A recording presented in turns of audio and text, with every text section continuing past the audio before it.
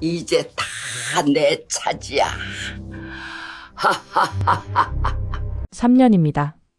치매 걸린 시어머니 대소변 받아내며 제가 무수리로 산 시간이요. 그런데 어젯밤 어머니 방 문틈으로 보고야 말았습니다. 벽에 똥칠하던 어머니가 멀쩡한 정신으로 제 친정 땅 등기 권리증을 보며 깔깔거리고 웃는 그 섬뜩한 모습을요. 여러분의 구독과 좋아요는 저에게 많은 힘이 됩니다. 안녕하세요. 저는 경기도에서 평범하게 살고 있는 53세 정은주라고 합니다. 제 인생은 3년 전 시어머니가 치매 판정을 받으면서 송두리째 지옥으로 변했습니다. 그 전까지도 시어머니는 보통 분이 아니셨죠. 25년 전 시집 오던 날부터 어디서 이런 빈털터리가 우리 집 귀한 아들을 물었냐며 대놓고 무시하시던 분이었습니다. 그래도 전 장남 며느리니까 그게 도리인 줄 알고 참았습니다. 그런데 3년 전 어느 날 어머니가 갑자기 거실 한복판에 주저앉아 이상한 소리를 하시더군요. 야 이년아. 내 밥그릇에 독 탔지? 그때부터였습니다. 어머니의 치매 증상은 날이 갈수록 기상천외해졌습니다. 단순히 기억을 못하시는 게 아니었어요. 제가 정성껏 끓인 국을 제 면전에 뿌리시거나 밤새도록 제 이름을 부르며 잠을 못 자게 괴롭히셨죠. 가장 고통스러웠던 건 여러분이 상상하시는 그겁니다. 벽에 칠갑을 하시는 거요. 하루에도 서너 번씩 옷을 갈아입히고 목욕을 시키다 보면 제 손가락 끝은 불어서 갈라지고 허리는 끊어질 것 같았습니다. 하지만 남편이란 작자는 퇴근하고 돌아와서 코만 킁킁거리며 말하더군요. 야, 집구석에서 냄새 나잖아. 청소 좀 똑바로 안 해? 엄마 불쌍하지도 않아? 어디 그뿐인가요? 주말이면 시누이 둘이서 자기 자식들 데리고 저희 집으로 꾸역꾸역 찾아옵니다. 엄마 딸 왔어. 라며 용돈 몇만 원 쥐어주고는 거실에 앉아 제가 차린 밥상을 받아 먹습니다. 제가 부엌에서 땀 흘리며 전 부치고 있으면 시누이들이 거실에서 속닥거리는 소리가 다 들려요. 야, 올케가 고생은 좀 해도 엄마 연금이랑 이 집은 우리 몫인 거 알지? 쟤는 친정에서 땅도 받았다며. 기가 막혀서 앞치마를 던지고 나가고 싶었지만 그때마다 시어머니는 귀신같이 알아차리고 발작을 일으키셨습니다. 아이고 며느리가 나 죽이네. 나 밥 안 준다. 동네방네 떠나갈 듯 소리를 지르시니 제가 어쩌겠습니까? 그저 죄인처럼 고개를 숙일 수밖에요. 친정 엄마가 돌아가시며 저에게 남겨주신 경기도 변두리의 작은 땅. 그게 제 유일한 희망이었습니다.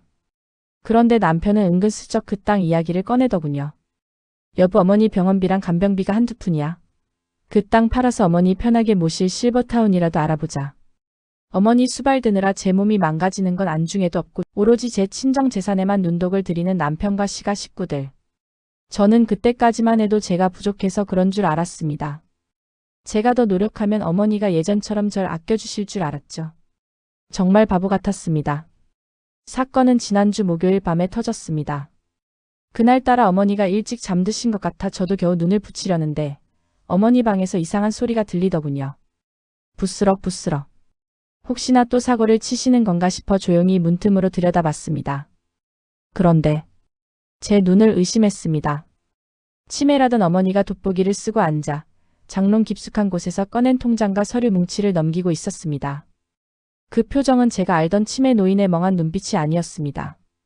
아주 형형하고 탐욕스러운 독사의 눈빛이었죠. 심지어 어머니는 휴대전화를 꺼내 어디론가 전화를 걸더군요. 너 큰딸이냐? 그래, 은주 그년이 드디어 땅 판다더라. 내 연기 대상감 아니냐?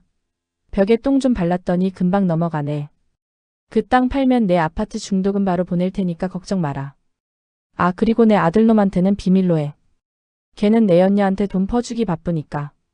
심장이 발끝까지 떨어지는 기분이었습니다. 저를 괴롭히던 그 모든 기행이, 제가 잠 못 자고 울던 그 모든 밤이 오로지 제 돈을 뺏기 위한 연극이었다니요. 더 충격적인 건 제 남편에게 내연녀가 있다는 사실이었습니다. 저는 그 자리에서 주저앉아 소리를 지르는 대신 주머니 속에 핸드폰을 꺼내 녹화 버튼을 눌렀습니다. 그리고 차갑게 미소 지었습니다. 어머니 어디 끝까지 연기해보세요. 제가 아주 비싼 관람료를 치르게 해드릴 테니까. 그날 밤 저는 떨리는 손을 부여잡고 밤을 꼬박 새웠습니다. 당장 방문을 박차고 들어가 이게 다 무슨 짓이냐고 따지고 싶었지만 증거가 없으면 또 저를 미친 여자 취급하며 치매 환자 핑계를 댈 게 뻔했으니까요.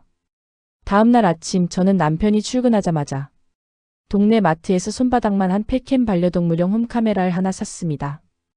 그리고 어머니가 가장 난장을 피우는 거실과 부엌이 한눈에 보이는 장식장 구석, 조화화분 뒤에 교묘하게 숨겨두었습니다. 그날 저녁도 어머니의 연기는 완벽했습니다. 제가 끓여간 소고기 미역국을 보더니 어디서 맹물에 독을 타왔냐며 제 얼굴에 국그릇을 집어 던지셨죠. 저는 평소처럼 묵묵히 바닥을 닦으며 눈물을 훔치는 척했습니다. 그리고 밤 12시 모두가 잠든 척 각자의 방에 들어갔을 때 저는 이불을 뒤집어 쓰고 휴대폰으로 팩캠 화면을 켰습니다. 새벽 1시쯤이었을까요? 끼익-하고 어머니 방문이 열렸습니다. 휴대폰 화면 속 어머니는 낮에 허리를 굽히고 다리를 절던 치매 노인이 아니었습니다. 허리를 꿋꿋하게 펴고 젠걸음으로 부엌을 향해 걸어 나오는 모습은 소름이 돋을 정도로 정정했습니다.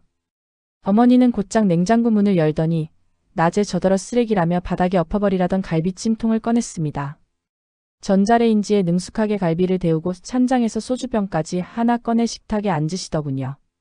갈비를 손으로 잡고 뜯으며 소주를 들이켜는 그 기괴한 모습. 저는 이불 속에서 제 입술을 꽉 깨물었습니다. 피가 나는 것도 모를 정도로요. 그때 어머니가 전화를 걸었습니다. 적막한 새벽이라 팩캠 마이크를 통해 수화기 넘어 목소리까지 선명하게 들렸습니다. 첫째 신우이였습니다. 큰딸.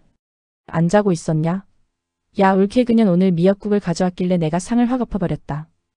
아주 혼이 쏙 빠져서 덜덜 떨더라냐. 내일쯤 둘째 남편 시켜서 그놈의 친정 땅 얘기 다시 꺼내라고 해놨다. 길어야 한 달이다. 그 땅 팔면 내 강남 아파트 중도금 바로 쏴줄 테니까 대출 알아보지 마라. 아유, 우리 엄마 연기력은 진짜 아카데미 상감이라니까 엄마 고생했어. 근데 엄마 울케가 눈치채면 어떡해? 그리고 둘째 개는 요새 집에 일찍은 들어간대. 신우이의 질문에 어머니가 쯧쯧 혀를 차며 내뱉은 말은 제 25년 인생을 갈기갈기 찢어놓았습니다. 냅둬라.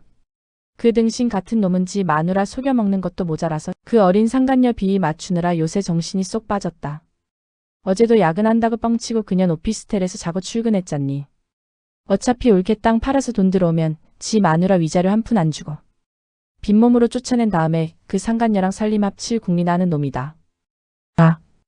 여러분, 짐승도 자기 새끼 품어주는 어미한테는 이러지 않습니다. 저는 남편이 저에게 무심한 줄로만 알았습니다. 그런데 무심한 게 아니라 저를 철저하게 기만하고 있었던 겁니다. 남편의 잦은 야근, 옷에서 나던 낯선 향수 냄새. 그 모든 퍼즐이 맞춰지는 순간이었습니다. 시어머니, 시누이, 남편. 이 세 악마가 한 통속이 되어 제 친정 엄마의 마지막 유산까지 쪽쪽 빨아먹고 저를 길거리로 나앉게 만들 계획을 세우고 있었던 겁니다. 보통 여자들 같으면 오열을 했겠지만 너무 엄청난 충격을 받으니 눈물도 나지 않았습니다. 오히려 머리가 차갑게 식으면서 등줄기로 서늘한 기운이 뻗쳐나갔습니다. 그래, 니들이 그렇게 내 친정 땅이 탐나? 그럼 팔아줄게. 하지만 니들이 그 돈을 만지는 순간 그건 돈다발이 아니라 니들 목을 조르는 밧줄이 될 거야. 저는 그 길로 짐을 싸서 집을 나가는 대신 완벽한 사기극을 위한 준비를 시작했습니다. 그날 밤 이후 저는 완벽한 벙어리 냉가슴을 연기했습니다.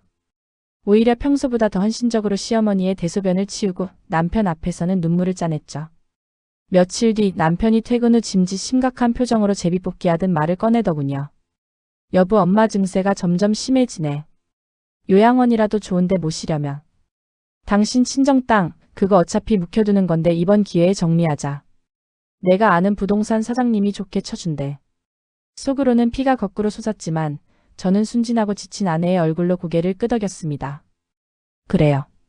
어머니 저렇게 고생하시는데 친정엄마도 하늘에서 이해하실 거예요. 팔아서 어머니 병원비도 하고 당신 사업 자금도 써요. 제 말이 떨어지기가 무섭게 안방에서 우당탕 소리가 났습니다. 치매 시어머니가 엿듣다가 기뻐서 뭘 떨어뜨리신 거였죠. 남편은 입꼬리가 실룩거리는 걸 애써 참으며 제 손을 잡았습니다. 고마워 여보. 내가 평생 잘할게. 평생 잘하겠다는 그 입술이 어제 상간녀 오피스텔에서 뒹굴다 온 입술이라는 걸 생각하니 구역질이 났습니다. 하지만 남편이 데려온다는 아는 부동산 사장에게 땅을 넘길 수는 없었죠. 저는 다음 날 남편 몰래 여고 동창생인 부동산 전문 변호사 친구를 찾아갔습니다. 자초지종을 들은 친구는 경악을 금치 못했고 우리는 그 악마들을 한 방에 보낼 완벽하고 합법적인 사기극을 기획했습니다. 친구의 도움으로 저는 제 땅을 아주 교묘하게 처리했습니다. 서류상으로는 친구가 세운 페이퍼 컴퍼니 유령 회사의 헐값에 금매로 넘긴 것처럼 꾸몄죠. 물론 실제 땅값에 해당하는 수억 원이. 현금은 아무도 모르는 제 명의의 비밀 계좌로 이미 안전하게 입금된 상태였습니다. 집에 돌아온 저는 서류 가방을 끌어안고 벌벌 떠는 연기를 시작했습니다. 여보, 큰일 났어. 땅을 팔았는데 이게 세금 폭탄을 맞게 생겼네. 게다가 매수자가 뭔가 이상한 빚쟁이들하고 엮여 있어서 자칫하면 우리 집까지 가압류가 들어올 수도 있대. 남편의 얼굴이 하얗게 질렸습니다. 내연녀에게 갖다 바칠 돈과 시누이 아파트 중도금이 날아가게 생겼으니까요. 안방에서 듣고 있던 치매 시어머니도 놀라서 튀어나올 뻔한 걸 겨우 참는 기척이 났습니다. 그때 제가 미리 준비해둔 결정적인 미끼를 던졌습니다. 여보, 이러다 당신 명의로 된 이 전세금이랑 어머니 모아둔 돈까지 다 뺏겨. 내가 변호사한테 물어보니까 방법이 하나 있긴 하대. 우리 당분간 서류상으로만 이혼하자. 뭐? 이혼? 남편이 놀라 소리쳤습니다. 응. 위장 이혼. 빚쟁이들 안 붙게 일단 법적으로 남남이 된 다음에 내가 그 땅 판 돈 세탁해서 조용히 현금으로 찾아올게. 그때 다시 혼인신고하면 되잖아. 당신이랑 어머니 재산 지키려면 이 방법밖에 없어. 여러분, 탐욕의 눈이 먼 인간은 눈앞에 동아줄이 썩은 줄도 모르고 잡는 법입니다. 남편은 속으로 쾌재를 불렀을 겁니다. 위장 이혼이라지만 어쨌든 서류상 총각이 되니 내연녀와 대놓고 만날 수 있고 제 땅 판 돈이 들어오면 그걸 가로채고 영영 저를 버리면 된다고 생각했겠죠. 안방의 시어머니도 남편을 불러 속닥거리더군요. 야, 당장 도장 찍어. 혹시라도 빚쟁이들 들이닥쳐서 내 연금 통장까지 건드리면 어떡해. 일단 도장 찍고. 돈 들어오면 전현 내쫓아버려. 다 들리는데도 치매인 척하느라 목소리 조절을 못하신 겁니다. 저는 문 밖에서 소리 없이 웃었습니다. 다음 날 아침, 남편은 누구보다 빠르게 가정법원으로 달려가 이혼 서류를 접수했습니다. 얼마나 마음이 급했던지 재산 분할이나 위자료는 일절 청구하지 않는다는 조항에 본인이 직접 신나서 형광펜까지 칠해가며 지장, 도장, 사인까지 완벽하게 끝냈습니다. 숙려기간조차 피하려고 변호사 친구가 써준 채무로 인한 급박한 파탄 사유서까지 제출하면서요. 판사 앞에서 네, 이혼에 동의합니다 라고 말하는 남편의 뒷모습을 보며 저는 25년 묵은 체증이 싹 내려가는 걸 느꼈습니다. 법원 문을 나서는 길, 남편이 뒤도 안 돌아보고 내연녀에게 전화를 걸며 차에 타더군요. 저는 남편의 차가 멀어지는 것을 보며 휴대폰을 꺼내 시누이의 시댁, 남편의 회사, 그리고 내연녀의 직장에 보낼 예약 문자 전송 버튼을 눌렀습니다. 어머니, 연기는 혼자 하시는 게 아니랍니다. 진짜 쇼는 이제부터니까요. 법원을 나와 제가 가장 먼저 향한 곳은 집이었습니다. 거실에는 남편과 치매 연기 중인 시어머니가 목이 빠져라 저를 기다리고 있더군요. 남편은 제가 들어오자마자 가식적인 미소를 지으며 달려왔습니다. 여보, 아니 은주야. 고생했어. 서류 처리는 끝났고 땅 판 돈은 언제 계좌로 들어온대? 빚쟁이들 안 붙게 내 통장으로 먼저 받을까? 저는 대답 대신 침실로 들어가 제 옷가지와 귀중품이 든 캐리어를 끌고 나왔습니다. 남편의 표정이 일그러지더군요. 너 지금 뭐 하는 거야? 제가 빙긋 웃으며 말했습니다. 뭐 하긴? 당신이랑 나 방금 법적으로 완벽한 남남이 됐잖아. 짐 싸서 나가는 거지. 남편이 펄쩍 뛰며 소리쳤습니다. 아니, 위장 이혼이라며? 땅 판 돈 세탁해서 가져온다며? 저는 가방에서 통장 하나를 꺼내 남편 얼굴 앞에 흔들었습니다. 돈? 내 친구 페이퍼 컴퍼니에 땅 넘기고 받은 내 돈 수억 원, 여기 4명의 통장에 안전하게 잘 있어. 위장 이혼? 웃기지 마. 당신 재산 분할도 위자료도 안 받겠다고 당신 손으로 지장 찍었지. 당신이 내연녀 오피스텔 보증금 대주느라 진 빚, 시어머니가 내 돈 뺏으려고 한 미친 치매 연기. 내가 모를 줄 알았어? 제 입에서 내연녀와 가짜 치매라는 단어가 나오자 거실 바닥에 침을 흘리며 누워있던 시어머니가 벌떡 일어났습니다. 너 인연. 그게 무슨 소리야. 더 이상 다리를 절지도 눈을 희번덕거리지도 않는 아주 멀쩡한 목소리였죠. 저는 그 순간을 놓치지 않고 거실 TV에 제 휴대폰을 연결했습니다. 화면에는 새벽 1시 시어머니가 멀쩡하게 갈비를 뜯으며 시누이와 통화하는 팩캠 영상이 대문짝만하게 재생됐습니다. 야, 올케 그년 이제 다 넘어왔다. 땅만 팔면 내 아파트 중도금 바로 넣어줄게. 시어머니의 앙칼진 목소리가 거실에 울려 퍼졌습니다. 어머니와 남편의 얼굴이 잿빛으로 변하더군요. 저는 여유롭게 캐리어 손잡이를 잡으며 말했습니다. 어머니 연기하시느라 고생하셨어요. 아, 형님 신우이한테도 이 영상 방금 보냈습니다. 형님 시댁 단톡방이랑 형님 남편 회사 게시판에도요. 사기꾼 집안 핏줄인 거 알면 그 집에서 형님을 가만둘까요? 그리고 당신 내 언니한테 전화해봐. 당신 빈털털이 된 거 알면 그 어린 여자가 당신 곁에 붙어 있을까? 제 말이 끝나기가 무섭게 남편의 핸드폰이 미친 듯이 울리기 시작했습니다. 사색이 된 신우이의 전화, 그리고 남편에게 쌍욕을 퍼붓는 내연녀의 문자 폭탄이었습니다. 돈줄이 끊긴 걸 안 내연녀는 이미 오피스텔 비밀번호를 바꾸고 남편을 차단해버린 후였죠. 남편이 제 바닥에 무릎을 꿇고 바지가랑이를 잡았습니다. 은주야, 내가 미쳤었어. 한 번만 용서해줘. 엄마도 빨리 무릎 꿇고 빌어. 하지만 저는 구두굽으로 남편의 손을 매몰차게 쳐냈습니다. 아, 깜빡할 뻔했네. 이 집 전세금 내 친정 엄마가 보태준 돈으로 한 거 알지? 명의도 내 명이고. 당신들 오늘 밤까지 당장 방 빼. 안 그러면 내 돈 노리고 사기친 혐의로 경찰 부를 거니까. 저는 그 쓰레기장 같은 집을 미련 없이 걸어 나왔습니다. 등 뒤로 시어머니가 가슴을 치며 통곡하는 소리와 남편이 절규하는 소리가 들렸지만 제 귀에는 그 어떤 음악보다 아름다운 교향곡처럼 들렸습니다. 여러분, 저는 지금 그 땅 판 돈과 제 전세금을 합쳐 바다가 보이는 예쁜 소도시로 내려왔습니다.